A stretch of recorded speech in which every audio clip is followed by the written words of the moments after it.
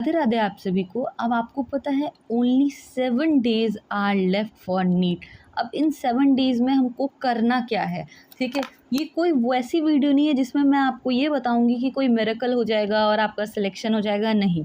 आपने जो एफ़र्ट्स किए हैं उसी का रिज़ल्ट आपको मिलेगा अल्टीमेटली। बट इस 7 days में आपको उन एफ़र्ट्स को पॉलिश कैसे करना है, कैसे एफ़र्ट्स करने हैं जो आपको फाइनल रिज़ल्ट आपका पॉजिटिव मिले, मैं आपको ये बताऊँगी, ठीक है। अब इसमें मैंने कुछ रेंज ऑफ स्टूडेंट्स बाँट रखे हैं, 200, 300, 300 से 400, 400, 500, मोर देन 500। सबसे पहले हम बात करते हैं 200 से 300 वाले स्टूडेंट्स की। देखिए, मैं आपको कोई गलत होप नहीं दूंगी, but at this time your selection is difficult. देखो, आपको भी पता है कि एट दिस टाइम आपका कोई अच्छा लेवल नहीं है, आप एक अच्छी जगह स्टैंड नहीं ले पा रहे हो, ठीक है। लेकिन इसका ये मतलब नहीं है कि आपको एफ़र्ट्स नहीं करने हैं। आप अपनी जी जान लगा दो, जितना मेहनत कर सकते हो उतनी मेहनत करो, ठीक है। और मेहनत करोगे तो किस सब्जेक्ट में करना है, मेनली आपको बायो में मेहनत करना है, क्योंकि अगर आपके 200 से 300 मार्क्स आ रहे हैं, डैट मीन्स आपकी बायो स्ट्रॉन्ग नहीं है। और बायो स्ट्रॉन्ग करना बहुत ज़्यादा मुश्किल नहीं है। इन दिनों में आप बायो को अच्छे से रीड करो, रिवाइज करो और उसके क्वेश्चंस प्रैक्टिस करो। आप सिर्फ 300 तो बायो में ही ला सकते हो, तो आप बायो को जितना हो सके प्रैक्टिस करो, क्वेश्चंस रीड करते रहो, एनसीईआरटी की रिपीटेड टाइम रीडिंग करो। उसके बाद जो आप प्रैक्टिस करोगे उसमें जो क्वेश्चंस गलत हैं उनको जाके वापस से पढ़ो। आपको एट दिस टाइम ये नहीं करना कि कोई पूरा चैप्टर लेना है और उस चैप्टर को पढ़ लेना है, नहीं। आपको क्वेश्चंस निकालने हैं, क्वेश्चंस प्रैक्टिस करनी है। अब जो क्वेश्चंस आपका रॉन्ग हो रहा है उस रॉन्ग क्वेश्चन को जाके प्रैक्टिस करना है, ठीक है। और एनसीईआरटी से जाके उसको रीड करना है। ऐसे करके आपके पास मैक्सिमम टॉपिक्स हो जाएंगे जो आपके कवर हो जाएंगे। आप ये करो। उसके बाद जो केमिस्ट्री है, केमिस्ट्री में आप कर सकते हो उनके फार्मूला रिवाइज करो और फिर पीवाईक्यू की प्रैक्टिस करो। मैं आपकी इस टाइम ये हेल्प कर सकती हूँ कि जितने भी बायो के चैप्टर्स हैं उन सब के कुछ इम्पॉर्टेंट पॉइंट्स और जो पीवाईक्यू के इम्पॉर्टेंट पॉइंट्स है ये सब कलेक्ट करके एक शॉर्ट्स में मैं डालूंगी, ठीक है। मैं ट्राई करूँगी 7 days में मैक्सिमम चैप्टर्स के हो जाएं जिनसे आप लोगों को रिवाइज करने में ईजी हो, ठीक है। अब इसके बाद आप क्या कर सकते हो, केमिस्ट्री के लिए भी मैं ये करूँगी। केमिस्ट्री में भी जो फॉर्मूले हैं और जो छोटे छोटे टॉपिक्स हैं जो शॉर्ट्स के थ्रू कवर हो सकते हैं मैं वो करवा दूँगी। एट दिस टाइम पूरा चैप्टर कम पढ़ने का टाइम नहीं है, आपको अपने मार्क्स इसको इम्प्रूव करने हैं, ठीक है। तो आप वो शॉर्ट्स डेली मैं ट्राई करूँगी कि यूट्यूब पे चैनल पे मेरे आए तो आप उनको जाके एक बार देख लेना, खाना खाते वक्त देख लेना, लेक्चर देखते वक्त देख लेना, लेकिन टाइम ज़्यादा वेस्ट मत करना, ठीक है। अब 200 से 300 मार्क्स वाले तो स्टूडेंट्स हो गए। अब नेक्स्ट चलते हैं हम लोग 300 से 400 के बीच में। आपका भी फर्स्ट टारगेट ये है कि आप अपनी बायोलॉजी स्ट्रॉन्ग करें, ठीक है। अब बायोलॉजी स्ट्रॉन्ग करने का मतलब क्या है, देखो बायोलॉजी ही एक ऐसा सब्जेक्ट है जो हमारा 50% आ रहा है। अगर हमने 50% सिलेबस अपना स्ट्रॉन्ग कर लिया तो उसमें आपके एक अच्छे स्कोर, आप एक अच्छे लेवल पे आ सकते हो। तो सबसे पहले क्या करना है, बायो में जितने भी चैप्टर्स हैं आपको उन सब के क्वेश्चंस प्रैक्टिस करना है। आप ध्यान रखें इस टाइम में आपको चैप्टर वाइज क्वेश्चन प्रैक्टिस नहीं करना है। चैप्टर वाइज नहीं करके आपको पूरे जितने भी मॉक होते हैं, आप कोई सा भी मॉक पेपर उठाइए, उस मॉक में बायो के सेक्शन को जाके रिवाइज करिए, बायो का सेक्शन रिवाइज करिए, ठीक है। इससे क्या हो जाएगा, मैं यहाँ लिख देती हूँ कि मॉक में आपको क्या करना है, मॉक में आपको बायो का सेशन रिवाइज करना है। बायो का जो सेशन होता है उसको, बायो के सेक्शन को जाके वहाँ से क्वेश्चंस प्रैक्टिस करना है, ठीक है।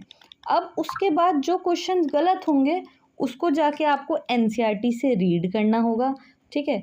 आप ऐसे करोगे, एनसीईआरटी से रीड करो उन गलत क्वेश्चन को, आपको पूरा चैप्टर रीड नहीं करना है। Again I am telling you, जो क्वेश्चन गलत हुआ है उसका टॉपिक जाके आपको रीड करना है, ठीक है। ऐसे आप करोगे तो आपके बायोलॉजी में ईजिली 300 से प्लस आ जाएंगे। ये 300 से 400 वालों को भी करना है और सिमिलरली 400 से 500 वालों को भी यही चीज़ करनी है कि बायो जितने मॉक पेपर्स में से बायो का सेक्शन लेना है, उस सेक्शन में से आपको बायो के सारे क्वेश्चंस प्रैक्टिस करने हैं और जो चीज़ गलत हो रही है उसको जाके बायो से रीड करना है। ये हो गया। अब केमिस्ट्री में क्या करोगे, देखो केमिस्ट्री में फिजिकल होता है हमारे पास, ऑर्गेनिक होता है, इनऑर्गेनिक होता है, ठीक है। इनऑर्गेनिक में तो एनसीईआरटी थ्रोली रीड कर लो, एनसीईआरटी रीड करो। ऑर्गेनिक में जितने नेम रिएक्शन है उनको करो, और फिजिकल में जो आपके फॉर्मूला हैं उनको रिवाइज करो। बेसिकली आप इसमें ये भी कर सकते हो कि इंपॉर्टेंट टॉपिक्स जो हैं आप उनको करो। कुछ इंपॉर्टेंट टॉपिक्स का मैं लिस्ट आपका एक वीडियो बना दूंगी जिसमें कुछ इंपॉर्टेंट टॉपिक्स रहेंगे फिजिक्स केमिस्ट्री के, जिसको आप प्रैक्टिस कर लेना, जिसमें आप मेनली स्कोर कर पाओ 130 120 प्लस तो आराम से स्कोर कर लोगे। ठीक है, मैं वैसे एक वीडियो बना दूंगी। अब नाउ फिजिक्स में आप न्यूमेरिकल प्रैक्टिस करो, जो इजी फॉर्मूले पे एम बेस पे होंगे। एट दिस टाइम जो टफ क्वेश्चंस है उनको आप बिग नो, कोई ज़रूरत नहीं है टफ क्वेश्चन की। आपको मार्क्स अपना इम्प्रूव करना है, सिलेक्शन के रेंज में जाना है। ठीक है, आपको टॉपर नहीं बनना है। सिलेक्शन के रेंज में जाने के लिए आप क्या करोगे, क्वेश्चंस प्रैक्टिस करो इसके, बहुत टफ मत करो। अभी आप सिलेक्शन के रेंज में जाओ तब टॉपर बनने की प्रैक्टिस करना। ठीक है, नाउ इट्स टाइम 400 से 500 के बीच में जिनके मार्क्स आ रहे हैं उनको क्या करना है। आपको भी सबसे पहले बायोलॉजी में अगर आप 300 प्लस ले आओगे, 320 प्लस लाओगे तो आप एक मेजर स्कोर इनमें से कवर कर लोगे। तो इसमें स्कोर कैसे आओगे, एमसीक्यू की प्रैक्टिस करो, जो रॉन्ग क्वेश्चन है उसको जाओ रीड करो, उस टॉपिक को, पूरा चैप्टर नहीं रीड करो, उस टॉपिक को रीड करो। अब केमिस्ट्री में क्या करेंगे, केमिस्ट्री में फिजिकल केमिस्ट्री हमारे पास, ऑर्गेनिक केमिस्ट्री और इनऑर्गेनिक केमिस्ट्री है। फिजिकल केमिस्ट्री में आपको क्या करना है, फॉर्मूले लर्न करने हैं और उसके बेस पे जो PYQ है उसको सॉल्व करना है। तो ऑर्गेनिक केमिस्ट्री में क्या करेंगे, ऑर्गेनिक केमिस्ट्री में नेम रिएक्शंस, जितने नेम रिएक्शंस है सब करना है। इसके लिए भी मैं एक वीडियो बना दूंगी, जितने नेम रिएक्शंस है आप वो कर सकते हैं। फिर NCERT के एग्जाम्पल्स कर लो और फिर PYQ कर लो। ठीक है, और इनऑर्गेनिक में सिर्फ NCERT करो और फिर PYQ।